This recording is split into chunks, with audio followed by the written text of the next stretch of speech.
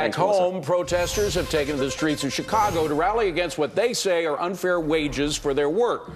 The demonstration kicks off 2 days of protests, eventually expected to reach McDonald's headquarters in Oak Brook, Illinois. This is where the company is going to be holding its annual shareholder meeting tomorrow. Standing by in the streets of Chicago with the very latest is our own Jeff Locke. Jeff, there's no guarantee that all those protesters necessarily work at McDonald's, correct?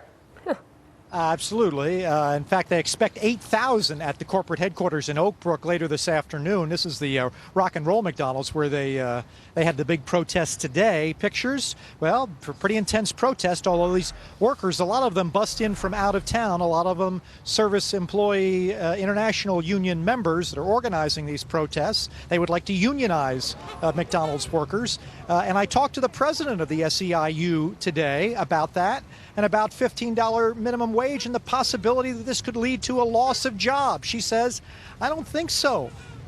We essentially would put more money back into the economy by having workers with more money to spend. Here's what she told me.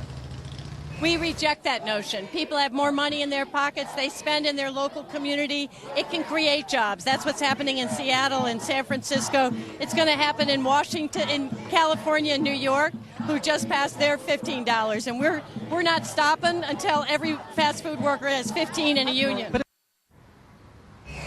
Mary Kay Henry, the president of the SEIU. I talked to one worker today who was a McDonald's worker here in Chicago who's went on strike. She said she struck before against McDonald's and they've never fired her. And she's worked there 2.5 years, and she said, this is worth fighting for. If I get fired, you know what? There's a lot of low-wage jobs out there. I just go take one of those.